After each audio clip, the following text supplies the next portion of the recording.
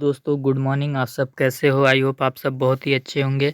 आज की वीडियो में दोस्तों हम इतिहास विषय से संबंधित एक पाठ योजना को देखने वाले हैं और आज का जो हमारा प्रकरण है वो है पुरातात्विक स्रोत। ये इतिहास कक्षा 6 का जो इतिहास विषय है उसमें जो पहला पाठ है इतिहास जानने के स्रोत। पहला पाठ है आपका इतिहास जानने के स्रोत।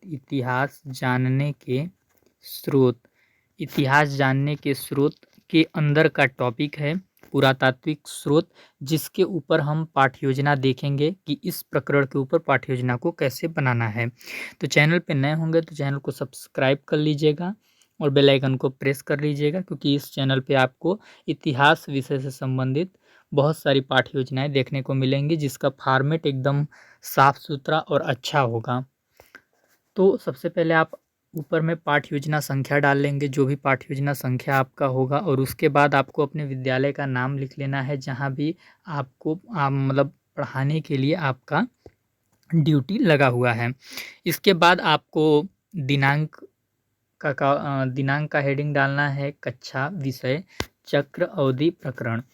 जिस दिनांक को आप टीचिंग कर रहे हैं उस दिनांक को डाल लीजिएगा, कक्षा डाल लीजिएगा, इतिहास विषय डाल लीजिएगा, जितने मिनट की आपकी अवधि वहाँ पे होती है आप अवधि डाल लीजिएगा और प्रकरण डाल लीजिएगा पुरातात्विक स्रोत। इसके बाद यदि आपके महाविद्यालय में सामान्य उद्देश्य से लिखवाया जाता होगा तो यूट्यूब से देख के आप इतिहास विषय का सामान्य उद्देश्य लिख लीजिएगा, और यदि नहीं लिखवाया जाता होगा तो विशिष्ट उद्देश्य आप लिखिएगा। विशिष्ट उद्देश्य के अंदर आपको लिखना है विद्यार्थी पुरातात्विक स्रोत के विषय में ज्ञान प्राप्त कर सकेंगे, विद्यार्थी पुरातात्विक स्रोत का वर्णन कर सकेंगे, विद्यार्थी पुरातात्विक स्रोत के उदाहरण प्रस्तुत कर सकेंगे। इसके बाद आपको जो अगला हेडिंग डालना है वो है सहायक सामग्री का। सहायक सामग्री में आपको चौक लिखना है, डस्टर लिखना है, लपेट, श्यामपट आदि लिखना है। यदि आप कोई चार्ट पेपर या मॉडल पेपर यूज कर रहे हैं अपने टीचिंग के दौरान तो आप उसको भी यहाँ पे लिख सकते हैं। इसके बाद पूर्व ज्ञान में आपको लिखना है विद्यार्थी इतिहास से संबंधित सामान्य जानकारी रखते हैं। इसके बाद आपको प्रस्तावना प्रश्न का हेडिंग डालना है और आपको अपना प्रकरण बच्चों से निकलवाना है। प्रस्तावना प्रश्न के अंतर्गत आप क्रमांक संख्या का कॉलम डाल लीजिएगा, छात्राध्यापक क्रिया का कॉलम डाल लीजिएगा, विद्यार्थी अनुक्रिया का कॉलम डाल लीजिएगा। और इसके बाद आपको पहला प्रश्न पूछना है बीते हुए समय व उस समय के लोगों के बारे में किसके द्वारा जाना जा सकता है। बच्चे बोलेंगे इतिहास। फिर आपको दूसरा क्वेश्चन करना है इतिहास जानने के स्रोत प्रमुख कौन से हैं। तो बच्चे उत्तर देंगे पुरातात्विक स्रोत, साहित्यिक स्रोत। फिर आपको तीसरा क्वेश्चन पूछना है पुरातात्विक स्रोत के बारे में आप क्या जानते हैं। बच्चे हो जाएंगे मौन और यही आपका हो जाएगा समस्यात्मक प्रश्न।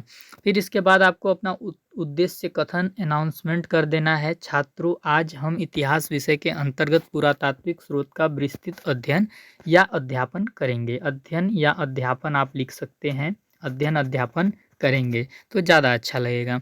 फिर इसके बाद आपको शिक्षण अधिगम व्यवस्था का हेडिंग डालना है और इसके अंदर आपको 4 कॉलम बनाने हैं, एक शिक्षण बिंदु का, एक छात्राध्यापक क्रिया का, एक विद्यार्थी अनुक्रिया का और चौथा विधि प्रविधि या सैमपट कार्य का आपको कॉलम डालना है। इसके बाद जो पहला शिक्षण बिंदु हमारा है वो है अभिलेख, और अभिलेख के अंदर हम स्पष्टीकरण में मतलब व्याख्या क्लास में करेंगे। यह अशोक के रुम्मिनदेई अभिलेख का अंश है जो लुम्बिनी नेपाल से प्राप्त हुआ है। इस अभिलेख में अशोक ने यह घोषणा की कि लुम्बिनी में उपज का 8वां भाग कर के रूप में लिया जाएगा। अशोक के अभिलेख पत्थर पर उत्कीर्ण होने के कारण महत्वपूर्ण ऐतिहासिक स्रोत हैं। विद्यार्थी कॉलम में आपको लिखना है छात्र ध्यानपूर्वक सुनेंगे व महत्वपूर्ण बिंदुओं को कॉपी में नोट करेंगे। विधि में आपको लिखना है व्याख्यान विधि, और यहाँ पर आपको ब्राह्मी लिपि के कुछ सिंबल बना देने हैं, और देवनागरी लिपि में जो दे अ और गा होता है उसको ब्राह्मी लिपि में इस तरीके से लिखा जाता है, ये बच्चों को आप बताएंगे। इसे आप श्यामपट कार्य में डाल सकते हैं, और जो रुम्मनदेई अभिलेख है उसका आप चार्ट पेपर बनाकर क्लास में ले जा सकते हैं, वो आपका सहायक सामग्री में ऐड हो जाएगा। इसके बाद आपको एक शिक्षण बिंदु पढ़ाने के बाद बोधात्मक प्रश्न भी पूछना होता है, तो इसमें हमने 2 बोधात्मक प्रश्न पूछे हैं, आप चाहें तो 3 पूछ सकते हैं। अशोक का रुम्मिनदेई अभिलेख कहाँ प्राप्त हुआ है। उत्तर बच्चे देंगे लुम्बिनी नेपाल। यहाँ पे आप प्रश्नोत्तर विधि डाल लेंगे। और और दूसरा क्वेश्चन आपको पूछना है, अशोक के इस अभिलेख में अशोक ने क्या घोषणा की थी? लुम्बिनी में उपज का 8वां भाग कर के रूप में लिया जाएगा, बच्चे उत्तर देंगे। इसके बाद आपको दूसरे शिक्षण बिंदु में आ जाना है। दूसरा शिक्षण बिंदु है सिक्के एवं मोहरे। सिक्के एवं मोहरे, इसमें आप स्पष्टीकरण करेंगे। प्राप्त सिक्कों से तत्कालीन शासक का नाम तथा उसके समय का पता चलता है। सिक्के की बनावट से उस समय की कला तथा सिक्कों की धातु से आर्थिक स्थिति की जानकारी प्राप्त होती है। गुप्त शासक कुमार गुप्त प्रथम को इस सिक्के पर घुड़सवारी करते हुए दिखाया गया है, जिससे हम यह कह सकते हैं कि वह एक अच्छे घुड़सवार थे। इस प्रकार सिक्के इतिहास लेखन में महत्वपूर्ण योगदान देते हैं।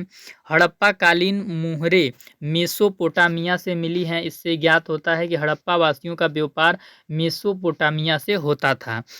फिर इसके बाद आप इसमें विद्यार्थी कॉलम में लिख देंगे, छात्र ध्यानपूर्वक सुनेंगे और विधि में आपको व्याख्यान विधि डाल देना है। इसके बाद इसमें आपको जो बोधात्मक प्रश्न पूछने हैं वो ये हैं।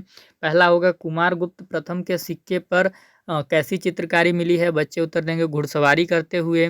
दूसरा क्वेश्चन आप पूछेंगे, हड़प्पा कालीन मुहरे कहाँ से मिली हैं? बच्चे उत्तर देंगे मेसोपोटामिया से। और विधि में आप यहाँ पे प्रश्नोत्तर विधि डाल देंगे। इसके बाद तीसरा शिक्षण बिंदु हम लेंगे धौलावीरा, और इसमें हम व्याख्या करेंगे, हड़प्पा सभ्यता का यह पूरा स्थल गुजरात में स्थित है। यहाँ से हड़प्पा कालीन नगर निर्माण योजना, जल विकास प्रबंध आदि के साक्ष्य प्राप्त हुए हैं। विद्यार्थी कॉलम में आपको लिखना है, छात्र ध्यानपूर्वक सुनेंगे। विधि में आपको व्याख्यान विधि लिखना है।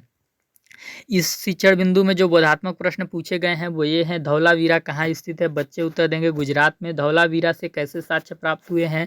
बच्चे उत्तर देंगे यहाँ से हड़प्पा कालीन नगर निर्माण योजना, जल निकास प्रबंध आदि के साक्ष्य प्राप्त हुए हैं। और बोधात्मक प्रश्न के विधि में आप लिख देंगे प्रश्नोत्तर विधि।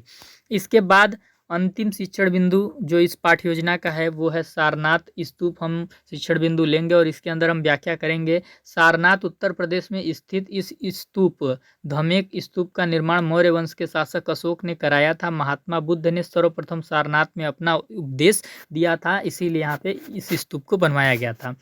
विद्यार्थी कॉलम में आप लिख देंगे, छात्र ध्यानपूर्वक सुनेंगे। विधि में आप लिख देंगे व्याख्यान विधि। फिर इसके बाद आप इसमें बोधात्मक प्रश्न जो करेंगे वो ये है, सारनाथ स्तूप कहाँ स्थित है? बच्चे उत्तर देंगे उत्तर प्रदेश में।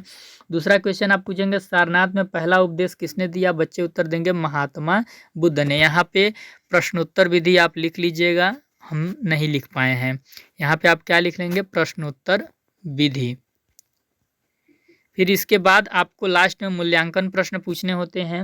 तो मूल्यांकन प्रश्न 2 हमने पूछा है, आप चाहें तो 4 पूछ सकते हैं। सिक्के और मुहरों से क्या जानकारी प्राप्त होती है? धौलावीरा पुरा स्थल के बारे में बताइए। श्यामपट सारांश का अगला हेडिंग डाल लेंगे। श्यामपट सारांश में जो आपने मूल्यांकन प्रश्न पूछा है उसी का आंसर आपको लिखना होता है।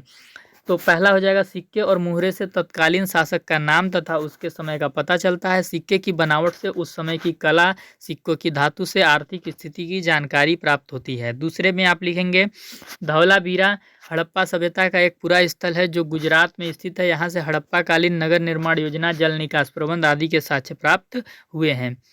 इसके बाद जो सबसे लास्ट में आपको लिखना होता है वो होता है गृह कार्य। गृह कार्य में आपको लिखना है पुरातात्विक स्रोत के अंतर्गत क्या क्या आते हैं, कॉपी में लिखकर लाना है। इतना आपका रहेगा, ये पाठ्य योजना आपका यहीं पे समाप्त हो जाता है। अगर आप इस चैनल पे नए हैं तो चैनल को आप सब्सक्राइब कर लीजिएगा, क्योंकि आपको अभी और भी पाठ्य योजना देखने को इस चैनल में मिलेंगी जो आपके लिए काफ़ी आपको सहायता प्रदान करेंगी। और इसके अलावा आपको वीडियो के डिस्क्रिप्शन में टेलीग्राम चैनल का लिंक मिल जाएगा। तो यदि आप चाहते हैं कि ये पीडीएफ आपको मिल जाए तो आप टेलीग्राम चैनल को ज्वाइन कर लीजिएगा। किसी कारणवश यदि आपको ये पीडीएफ नहीं मिल पाती है तो आप व्हाट्सएप ग्रुप को ज्वाइन कीजिएगा। तो वहाँ पर आप व्हाट्सएप ग्रुप को ज्वाइन कर आप हमसे पीडीएफ को मांग सकते हैं, आपको वहाँ पर पीडीएफ प्रोवाइड करा दी जाएंगी। तो आप चैनल को जरूर सब्सक्राइब कीजिएगा, क्योंकि इसी तरह की वीडियो आपको इस चैनल पर देखने को मिलेंगी। यदि आपका बीएड के 3rd सेमेस्टर में हिंदी पेडागोजी सब्जेक्ट आपने लिया हुआ है, हिंदी पेडागोजी सब्जेक्ट, तो एक प्लेलिस्ट बनी होगी हिंदी टीचिंग के नाम से, हिंदी टीचिंग ऑल यूनिट्स के नाम से। उस पर हमने टोटल हिंदी की 25 क्लासेस ली हैं, जो कि बहुत ही बेहतरीन वे में ली गई हैं, प्रॉपर नोट्स के साथ। तो आप उसे ज़रूर देखिए यदि आपके बीएड 3rd सेमेस्टर में हिंदी पेडागोजी सब्जेक्ट है तो। फिर मिलते हैं हम आपको अगले दिन अगले लेसन प्लान के साथ। तब तक के लिए आप स्वस्थ रहिए, मस्त रहिए और कमेंट करके बताइएगा कि ये लेसन प्लान आपको कैसा लगा।